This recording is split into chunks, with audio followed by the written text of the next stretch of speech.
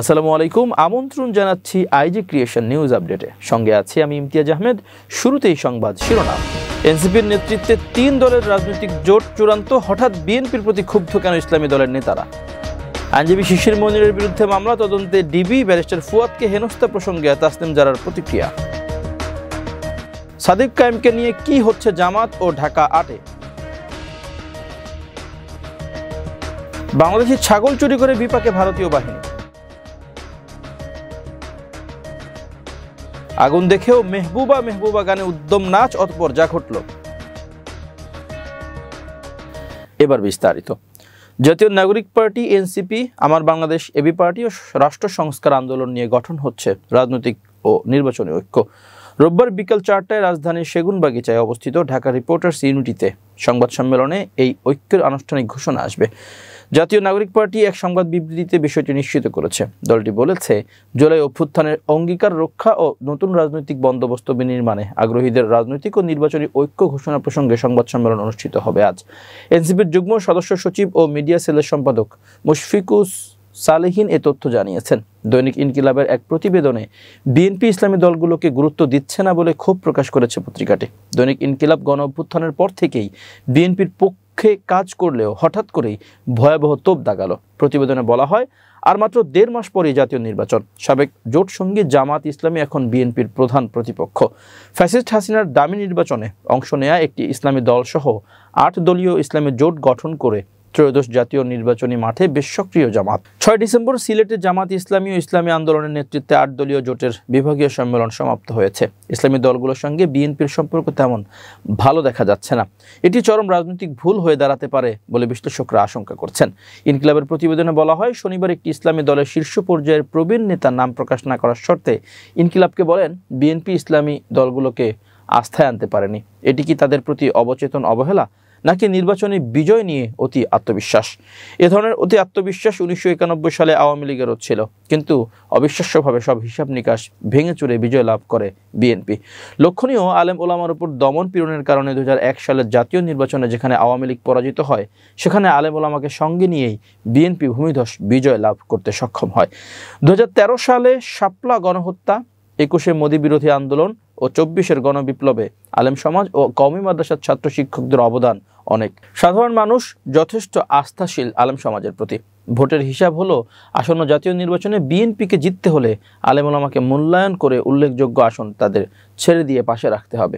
এক প্রশ্নের জবাবে ওই প্রবীণ নেতা বলেন, বিশেষত কওমি মাদ্রাসার বিশাল ভোট ব্যাংক রয়েছে। এই সুবিশাল জনগোষ্ঠী সংখ্যায় জামাতের কর্মী সমর্থকদের চেয়েও অনেক গুণ বেশি। ধর্মতাত্ত্বিক মতপার্থক্যের জেরে তাদের সাথে জামাতের দ্বন্দ্ব এখন চরম পর্যায়ে। এই দ্বন্দ্বকে হিসাবে রেখে কওমি ভোট ব্যাংক পেতে হলে কওমি ঘরানার যে কয়েকজন ইসলামী রাজনৈতিক নেতৃবৃন্দ নির্বাচন করতে চায়, তাদেরকে বিএনপির জোটে অন্তর্ভুক্ত করে নিলে ভোটের হিসাব নিকাশ পাল্টে যাবে। কারণ জামাত তাদের জোটের শরিকদের বিএনপির প্রার্থীদের বিরুদ্ধে কঠিন প্রতিদ্বন্দ্বিতা গড়ে তোলার জন্য সর্বশক্তি নিয়োগ করবে। শোনা যাচ্ছে, জামাত তার নিজের আসনগুলোর বাইরে আরও 100 আসন ঘিরেও এই পরিকল্পনা বাস্তবায়ন করবে। তাহলে নির্বাচনের সময় বিএনপি কার্যতপক্ষে জটিল গ্যারাকলে পড়তে পারে। এছাড়া সারা দেশে চাঁদাবাজি, দখলবাজি, দলীয় কোন্দল, গ্রুপিং, খুনাখুনি ইত্যাদির কারণে বিএনপির তৃণমূল কর্মীরা অগোছালো অবস্থায় রয়েছে। এসব কারণে দলটির জনপ্রিয়তা এখন চরম হুমকির মুখে। আরও দেখা যাচ্ছে, একটি আসন ঘিরে বিএনপির মধ্যে নানা গ্রুপিং ও কোন্দল। নির্বাচনের সময় যত নিকটবর্তী হচ্ছে, নির্বাচনী আসন ঘিরে এই গ্রুপিং ও দ্বন্দ্ব রক্তাক্ত সহিংসতায় রূপ নিচ্ছে। ধর্মীয় অনুভূতিতে আঘাত দেওয়ার অভিযোগে সুপ্রিম কোর্টের আইনজীবী ও সুনামগঞ্জ 2 আসনের বাংলাদেশ জামাত ইসলামীর প্রার্থী শিশির মনিরের বিরুদ্ধে ঢাকার আদালতে মামলা করা হয়েছে। রোববার 7 ডিসেম্বর ঢাকার অতিরিক্ত মেট্রোপলিটন ম্যাজিস্ট্রেট জসিতা ইসলামের আদালতে এই মামলা করেন রিদওয়ান হোসেন রবিন নামে এক আইনজীবী। আদালত বাদীর জবানবন্দি গ্রহণ করে ডিবি পুলিশকে তদন্ত করে প্রতিবেদন দাখিলের নির্দেশ দিয়েছেন। বাদী পক্ষের আইনজীবী সৈয়দ নজরুল ইসলাম জানান, রোজাকে পূজার সঙ্গে তুলনা করা বা উদাহরণ হিসেবে ব্যবহার করা মুসলিম ধর্মাবলম্বীদের কাছে কখনোই গ্রহণযোগ্য নয়। তাই আসামি শিশির মনির এবং ইউটিউব চ্যানেল DSN বিরুদ্ধে মামলা করা হয়েছে। মামলাটি গ্রহণ করে ডিবি পুলিশকে তদন্তের নির্দেশ দিয়েছেন আদালত। মামলায় অভিযোগ করা হয়েছে, বাংলাদেশের মোট জনসংখ্যার প্রায় 91% মুসলিম।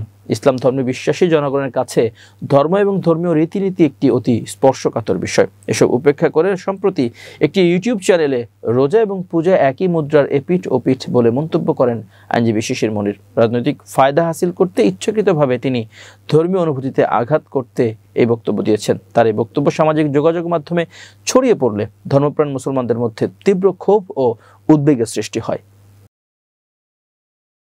বরিশালের বাবুগঞ্জে মীরগঞ্জ সেতুর ভিত্তিপ্রস্তর উদ্বোধন করতে গিয়ে স্থানীয় একদল জনতার রোষের মুখে পড়েছেন আমার বাংলাদেশ পার্টি অর্থাৎ এবি পার্টির সাধারণ সম্পাদক ব্যারিস্টার আসাদুজ্জামান ফুয়াদ। একই সঙ্গে তাকে উপজেলায় অবাঞ্ছিত ঘোষণা করে বিক্ষোভ করে স্থানীয়রা। সামাজিক যোগাযোগ মাধ্যমে ছড়িয়ে পড়া এক ঘটনার এক ভিডিওতে দেখা যায় ব্যারিস্টার ফুয়াদ সামনে এগিয়ে যাচ্ছেন আর পেছনে জনতা স্লোগান দিচ্ছে, ফুয়াদের দুই গালে জুতা মারো তালে তালে, ফুয়াদের চামড়া তুলে নেব আমরা। আর অসহায় করুণ মুখে ফুয়াদকে ধরে দ্রুত ঘটনাস্থল ত্যাগ করার চেষ্টা করছেন কয়েকজন। ঘটনাটি ঘটেছে রোববার 7 ডিসেম্বর। সামাজিক যোগাযোগ মাধ্যমে ভাইরাল ভিডিওটি অনেকের মতো নজরে এসেছে জাতীয় নাগরিক পার্টি এনসিপির জ্যেষ্ঠ যুগ্ম সদস্য সচিব তাসনিম জারার। আর বিষয়টি নিয়ে প্রতিক্রিয়াও জানিয়েছেন তিনি। নিজের ফেসবুক পোস্টে তাসনিম জারা লিখেছেন, আজ বরিশালে ব্যারিস্টার ফুয়াদ ভাইকে ঘিরে যে ঘটনা ঘটেছে তা ভীষণ উদ্বেগের। চামড়া তুলে নেব বা জুতা মারো স্লোগান দেওয়া কোনো সুস্থ নাগরিক বা সুস্থ গণতান্ত্রিক কালচার হতে পারে না। উল্লেখ করে এনসিপির নেত্রী লিখেন, ফুয়াদ ভাইয়ের রাজনৈতিক আদর্শের সঙ্গে আমার বা আপনার মিল না থাকতে পারে, তবে তার দলের নীতি নিয়ে আপনার হাজারটা প্রশ্ন বা আপত্তি থাকতেই পারে, কিন্তু একজন প্রার্থী যখন নিজের এলাকায় যান তখন তাকে ঘিরে চামড়া তুলে নেব বা জুতা মারো স্লোগান দেওয়া কোনো সুস্থ গণতান্ত্রিক কালচার হতে পারে না। এমন আক্রমণ অগ্রহণযোগ্য উল্লেখ করে তিনি লিখেন, রাজনীতিতে বিরোধিতা থাকবে, তর্ক হবে, আপনারা চাইলে তাকে ভোট দেবেন, না চাইলে দেবেন না, কিন্তু কাউকে শারীরিকভাবে হেনস্থা করা বা এমন অশালীন ভাষায় আক্রমণ করা গ্রহণযোগ্য কোনো আচরণ নয়। সবশেষে তাসনিম জারা লিখেন, রাজনীতি হোক যুক্তির, গায়ের জোরের নয়। আসন্ন জাতীয় সংসদ নির্বাচনে ঢাকা 8 আসনে ছাত্র শিবিরের কেন্দ্রীয় নেতা ও ডাকসুর ভিপি সাদিক কায়েমকে প্রার্থী দেওয়ার কথা ভাবছে বাংলাদেশ জামাত ইসলামী। এই তথ্য জানিয়েছেন জামাত ইসলামীর সহকারী সেক্রেটারি জেনারেল এবং প্রচার ও মিডিয়া বিভাগের প্রধান এহসানুল মাহবুব জুবায়ের। সংশ্লিষ্ট সূত্রে জানা গেছে, তরুণ ভোটারদের মধ্যে গ্রহণযোগ্যতা, শিক্ষাঙ্গনের রাজনীতিতে সক্রিয় ভূমিকা এবং স্থানীয় পর্যায়ে সংগঠন গোছানোর অভিজ্ঞতার কারণে সাদিক কায়েমকে তালিকার শীর্ষে রাখা হয়েছে। যদিও দল থেকে এই বিষয়ে এখনো কোনো আনুষ্ঠানিক ঘোষণা দেয়নি। এদিকে সাদিক কায়েমের প্রার্থী হওয়ার খবরটি সামনে আসতেই তাকে স্বাগত জানিয়েছেন আসনটির সম্ভাব্য স্বতন্ত্র প্রার্থী ইনকিলাব মঞ্চের মুখপাত্র ওসমান হাদি। শনিবার রাতে নিজের ভেরিফাইড ফেসবুক আইডিতে এক পোস্টের মাধ্যমে এ স্বাগত বার্তা দেন তিনি। পোস্টে হাদি লিখেছেন, সাদিক কায়েম আমার ভাই, তিনি ঢাকা 8-এ নির্বাচন করলে আমার ইলেকশন জার্নিটা আরও দারুণ হয়ে উঠবে ইনশাআল্লাহ। জুলাই জজবার 2 প্রাণ একই আসনে প্রতিদ্বন্দ্বিতা করব। সাদিকের জন্য অনেক দোয়া। তিনি আরও লিখেছেন, দেশপ্রেমিক জনতার জোয়ারি ওসমান হাদির কর্মী। সার্বভৌম বাংলাদেশের নিঃস্বার্থ ভালোবাসা ও দোয়াই আমার শক্তি। ঢাকা 8-এর সমগ্র ময়দানই দলহীন হাদির দল। ইনসাফ জিন্দাবাদ, ইনকিলাব জিন্দাবাদ। উল্লেখ্য, এর আগে এই আসনে জামাত ইসলামের কেন্দ্রীয় কর্মপরিষদ সদস্য ও ঢাকা মহানগরী দক্ষিণের নায়েবে আমির অ্যাডভোকেট ডক্টর হেলাল উদ্দিনকে মনোনীত করেছিল দলটি। মনোনীত হওয়ার পর থেকে তিনি আসনটিতে প্রচারণা চালিয়ে যাচ্ছেন। এদিকে আসনটিতে বিএনপি প্রার্থী হিসেবে ঘোষণা পেয়েছেন দলটির স্থায়ী কমিটির সদস্য মির্জা আব্বাস। এবার আন্তর্জাতিক প্রসঙ্গ। বাংলাদেশের সীমান্তে ঢুকে জলজন্তে একটি ছাগল নিয়ে পালিয়েছে ভারতীয় সীমান্তরক্ষী বাহিনী বিএসএফ। ভারতীয় চোরাচালানকারী ও কৃষকদের চুরিতে সহায়ক হিসেবে কাজ করার অভিযোগ রয়েছে বিএসএফ এর বিরুদ্ধে। এবার তাদের সরাসরি ছাগল চুরির ভিডিও ভাইরাল হওয়ার পর আলোচনার বিষয় হয়ে দাঁড়িয়েছে। সম্প্রতি সামাজিক যোগাযোগ মাধ্যমে ছড়িয়ে পড়া এক ভিডিওতে দেখা যায় হেলমেট পরা ভারতীয় সীমান্তরক্ষী বাহিনী বিএসএফ এর 2 সদস্য বাংলাদেশ সীমান্তে ঢুকে লাঠি হাতে একটি কালো ছাগলকে ধরার চেষ্টা করছে। ছাগলটি পালাতে চেষ্টা করছে, কিন্তু বিএসএফ এর জওয়ানরা তাকে থামানোর জন্য লাঠি ব্যবহার করছে। এক পর্যায়ে ছাগলটিকে ধরার পর সীমান্তের ওপারে নিয়ে যায়। স্থানীয় এক যুবকের দূর থেকে ধারণ করা এই ভিডিও সামাজিক যোগাযোগ মাধ্যমে ছড়িয়ে পড়েছে। এই ঘটনার পর নেটিজেনদের মধ্যে ব্যাপক প্রতিক্রিয়া দেখা দেয়। ভারত বাংলাদেশ সীমান্তে এমন ঘটনা অপ্রত্যাশিত হলেও বিএসএফ প্রায়ই তা করে থাকে। এদিকে সীমান্তে সাধারণভাবে পশুপালন এবং সীমানা পারাপারের বিষয়ে কঠোর নিয়মকানুন রয়েছে। সাধারণ ছাগলও দেশের সীমান্ত অতিক্রম করলে তা নিয়ে আইনগত ব্যবস্থা নেওয়া হয়। অনেকে এই ভিডিও দেখে প্রশ্ন তুলেছেন, বিএসএফ এর এমন আচরণ কতটুকু গ্রহণযোগ্য এবং আন্তর্জাতিক প্রোটোকলের সাথে কতটা সামঞ্জস্যপূর্ণ। ভিডিওটি বিভ্রান্তিকর হলেও এটি ভারত বাংলাদেশ সীমান্তের নিয়ন্ত্রণ ও আইন প্রয়োগ নিয়ে নতুন করে মনোযোগ সৃষ্টি করেছে। ভারতের পশ্চিমাঞ্চলীয় রাজ্য গোয়ার Birch by Romeo Lane night ক্লাবে ভয়াবহ অগ্নিকাণ্ডের ঘটনা ঘটেছে। এই ঘটনায় 25 জন নিহত ও 6 জন আহত হয়েছেন। রোববার 7 ডিসেম্বর ভারতীয় সংবাদ মাধ্যম এনডিটিভি জানিয়েছে, আগুন লাগার সেই মুহূর্তটিতে প্রায় 100 পর্যটক ক্লাবের ঘোষিত বলিউড ভেঞ্জার নাইট উপভোগ করেছিলেন। একটি ভিডিওতে দেখা যায় নির্ধারিত মঞ্চে একজন নৃত্যশিল্পী বলিউডের বিখ্যাত গান মেহবুবা ও মেহবুবার তালে নাচছেন। গানের সুর, নাচ, ভিড়ের উল্লাস আর সঙ্গীত শিল্পীদের বাদ্যযন্ত্রে একাকার হয়ে যায় অনুষ্ঠানের স্থানটি। হঠাৎই মঞ্চের পেছনে থাকা কনসোলের উপর আগুনের শিখা দেখা যায়। এই আগুন দেখে দর্শকেরা প্রথমে কোনো গুরুত্বই দেননি, বরং তাদের উচ্ছ্বাস আরও নতুন মাত্রা পায়। নৃত্যশিল্পীকে উদ্দেশ্য করে কেউ কেউ তো মজা করে বলেও ফেলেন, আগুন লাগিয়ে দিলেন আপনি। আগুন যখন নিয়ন্ত্রণের বাইরে চলে যেতে শুরু করে তখনই টনক নড়ে শিল্পী ও দর্শকদের।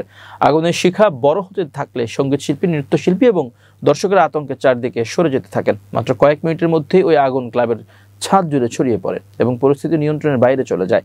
অল্প সময়ের মধ্যে এই অগ্নিকাণ্ডে প্রাণ হারান 25 জন এবং আহত হন আরও 6 জন। প্রত্যক্ষদর্শীদের বরাতে জানা গেছে, ক্লাবের সংকীর্ণ প্রবেশপথ ও নির্গমন পথ পরিস্থিতিকে আরও জটিল করে তোলে। অনেকে বাইরে বের হতে পারলেও কিছু পর্যটক ক্লাবটির রান্নাঘরে গিয়ে আশ্রয় নেন এবং সেখানে আটকে যান। দমকল কর্মকর্তারা জানান, ক্লাব পর্যন্ত সরাসরি ফায়ার সার্ভিসের গাড়ি পৌঁছানো সম্ভব হয়নি, কারণ রাস্তা খুবই সরু ছিল।